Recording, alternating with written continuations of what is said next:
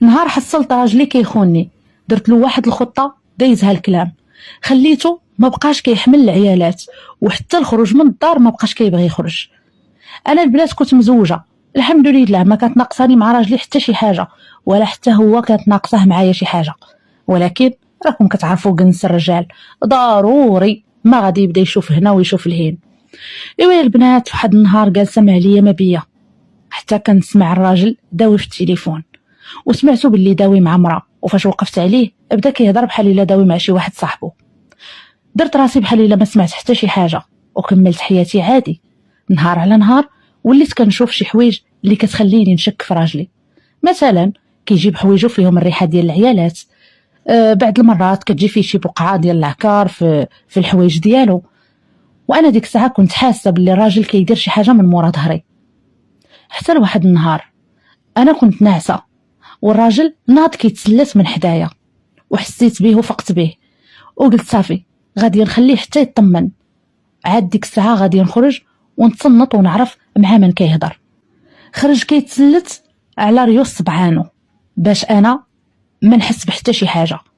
المهم خليته حتى طمن مع راسو وقال بلي السيده راها ناعسه. نط حتى انا كنتسلت حفيانه، وكيبان لي الضو ديال التليفون ديالو شاعل، وبقيت واقفه وكنتسنى اشنو غادي يقول. ولقيتو كيهضر مع واحد خيتي وكيقول باللي هما عندهم واحد السهره غدا ان شاء الله، وكيقول لها غادي نتلاقاو وبغيتك تكوني لابسه اللبسه الفلانيه، يعني السيد متعاود. ايوا البنات، انا ديك الساعه ما نكذبش عليكم راني مرا، والاحساس ديالي غادي يكون قلبي كيتقطع انني نشوف واحد الراجل اللي عطيه حياتي كامله ما منقصاه من حتى شي حاجه، ولكن هو عيبه كيشوف على برا. وليت خايفه هذا الراجل يجيب لي معاه شي مرض، وليت كنخاف بزاف على راسي. المهم البنات، هنا خططت وقلت مع راسي ما كاين غير حل واحد هو اللي غادي يفكني واللي غادي يخليه يدخل سوق راسو ويجمع رجليه. اشنو ما ندير؟ انا يا البنات طاحت لي واحد الفكره واللي ما غاديش ننصحكم انكم ديروها، هي فقط انا بغيت نشارك معكم تجربتي، وياكم ديروها الا درتوا شي حاجه راه على مسؤوليتكم.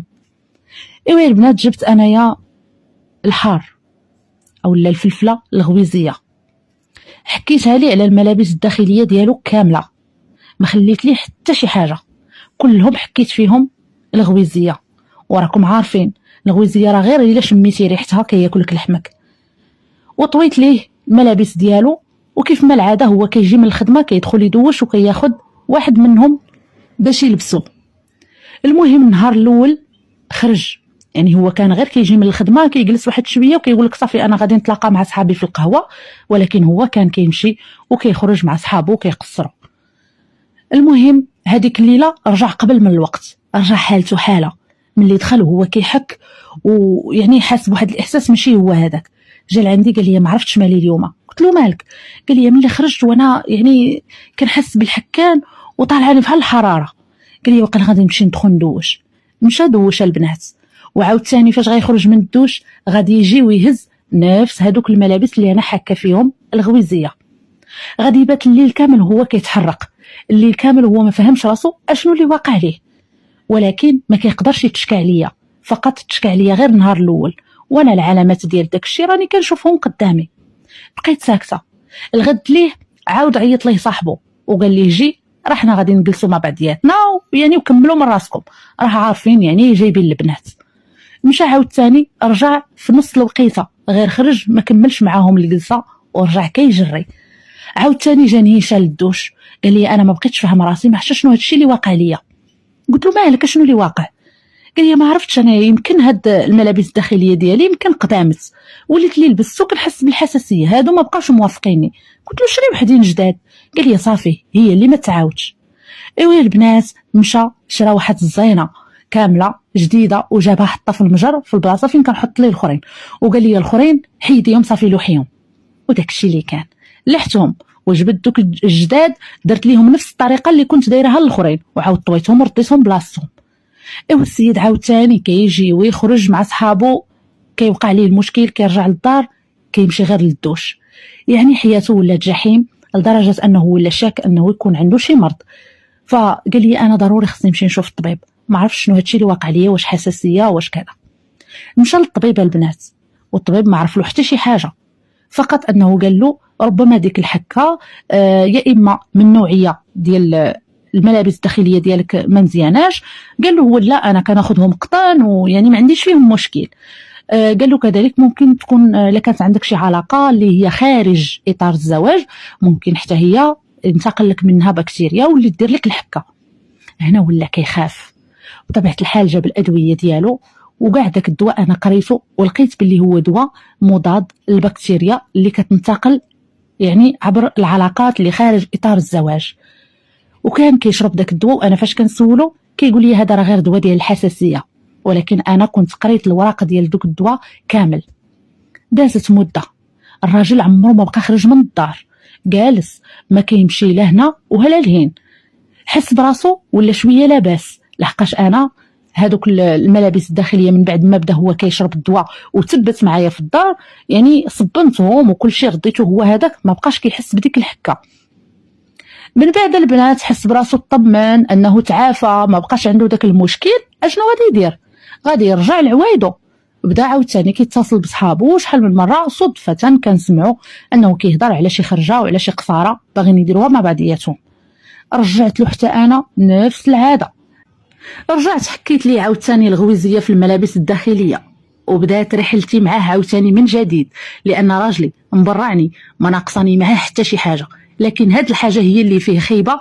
انا ما غاديش نقول لكم كنت غاديه نجي ونقول له صافي طلقني، لانني عندي معاه وليدات وبطبيعه الحال ما غاديش نبغي نشتت البيت ديالي، ولكن هاد العاده لابد انا ما نلقى ليها شي حل حتى نشوف راسي صافي تقاديت وتقاضى جهدي. ديك الساعه عاد ممكن نقرر ونفكر في الطلاق. المهم البنات في ديك اللحظه فاش رجعت نفس يعني الخطه ديالي، رجع كيعاني من نفس المشكل، وهنايا رجع بدا كيشرب في داك الدواء، وهو ما حدو كيشرب في داك الدواء، وانا ما بدلتش دوك الملابس خليتهم كيف ما هما باش نخليه يحس بان داك الدواء راه ما لاقش ليه، والمشكل ماشي في الدواء ماشي في الملابس الداخليه، ولكن راه المشكل فيه وفي العلاقات اللي كيديرها. هنايا البنات ولاو كيتصلوا به صحابو كيقول لهم انا ما غاديش نقدر نجي. عرف باللي المشكل اللي عنده هو من العلاقات اللي كيديرها خارج اطار الزواج، فبطبيعه الحال ولا خايف على راسو، خايف من المرض، خايف توقع له شي حاجه من هنا للقدام.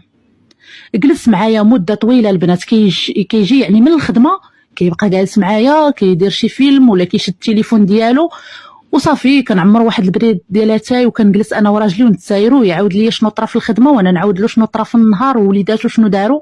رجعت ديك العلاقه ديالنا من مده وجديد.